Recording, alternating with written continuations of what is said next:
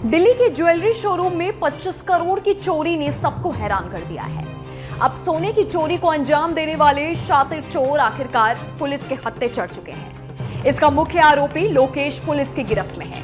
जिस तरीके से ये चोरी की गई उससे पता चलता है कि लोकेश कोई छोटा मोटा चोर नहीं है। खाने पीने से लेकर सोने तक सारे काम करना, फिर इतनी सफाई से 25 करोड़ की चोरी करना और फरार होना, ये सब एक मास्टरमाइंड ही कर सकता है।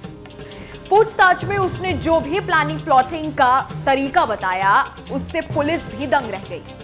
खबरों के मुताबिक उसने बताया कि वो हर बार चोरी में नए लोगों को शामिल करता था।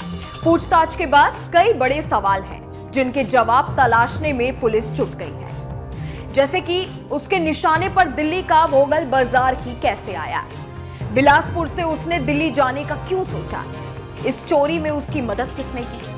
सबसे बड़ा सवाल यह है कि लोकेश ने किससे कहा था कि बड़ा काम करने दिल्ली जा रहे हैं।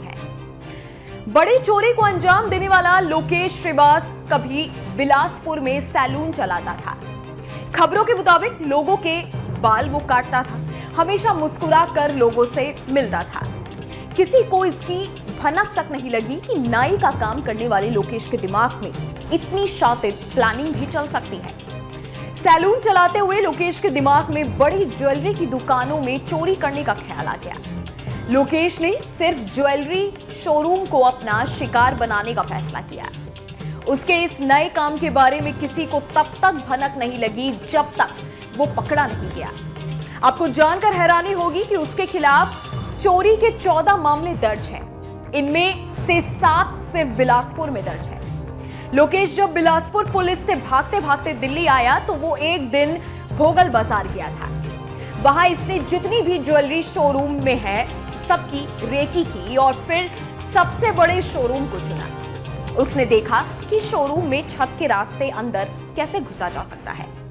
इसके बाद इसने सेंधमारी से जुड़े तमाम औजार जुटाए और फिर पता किया कि किस दिन ये बाजार बंद होता है। जब उसे पता लगा कि ये बाजार सोमवार को बंद होता है तो उसने चोरी करने का प्लान रविवार को ही बना लिया था। प्लान के मुताबिक लोकेश श्रीवास बगल की बिल्डिंग से रविवार की रात तकरीबन 11 बजे शोरूम में घुसा। सोमवार की शाम करीब 7 बजे जिस रास्ते वो गया था उसी रास्ते वो वापस लौट गया। यही नहीं, लोकेश अपने साथ खाने पीने का सामान भी लेकर चलता था। उसने अंदर खाया पिया और लॉकर की दीवार तोड़कर जब थक गया तो अंदर ही कुछ देर सो भी गया। फिलहाल पुलिस उस शख्स की तलाश में है जिसने लोकेश की चोरी करने में मदद करी है। मीडिया रिपोर्ट्स के मुताबिक इस मामले में डीसीपी साउथ ईस्ट राजेश देव ने बताया कि हम लोग इन्वेस्टिगेशन कर रहे थे। इसी बीच 28 तारीख को इंफॉर्मेशन मिली कि दुर्ग पुलिस को चोरी के मामले में इंटेरोगेशन के दौरान किसी ने बताया कि लोकेश अपने साथी से कह रहा था कि दिल्ली बड़ा काम करने जा रहा। आइए आपको भी सुनाते हैं कि डीसीपी साउथ ईस्ट राजेश देव ने और क्या क्या बताया। लोकेश हमारे इन्वेस्टिगेशन के हिसाब से यहाँ 2-3 बार आया है। उसने रेकी किया है, इसकी डिटेल इन्वेस्टिगेशन हम कर रहे हैं, पर वो रेकी करके गया है। ये प्रोफेशनली अगर आप देखेंगे तो ये ज्वेलरी की ही चोरी करता है और इसमें इसको ये थोड़ी एक्सपर्टीज़ है इसकी। तो उमराव सिंह ज्वेलर जो था इस इलाके का सबसे बड़ा ज्वेलर शॉप था, तो नेचुरली उसने सबसे बड़ा ज्वेलर शॉप टारगेट किया है। उसको यहाँ बड़ा माल हाथ लगने का उम्मीद था और लगा भी हाथ उसको बड़ा, तो शायद इसलिए टारगेट किया। बाकी एक बार हम रिमांड पे लेंगे तो उसको क्वेश्चन करेंगे। साथ ही इनका कहना था कि हमारे पास भी लोकेश से जुड़ी कुछ जानकारी थी, उसके आधार पर मिलान किया गया तो पता चला कि ये चोरी को अंजाम देने वाला शातिर कोई और नहीं बल्कि लोकेश ही है।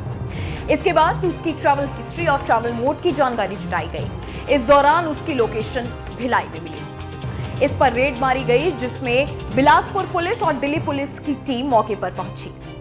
इस वीडियो में फिलहाल इतना ही। हमारे यूट्यूब चैनल न्यूज नेशन पर तमाम विषयों पर खबर उपलब्ध है और भी लेटेस्ट जानकारी के लिए आप हमारी वेबसाइट newsnationtv.com पर विजिट कर सकते हैं। जाते जाते हमारी वीडियोस को लाइक करना और बेल आइकन को प्रेस करना मत भूलिएगा ताकि हर न्यूज अपडेट सबसे पहले आप तक पहुंचे।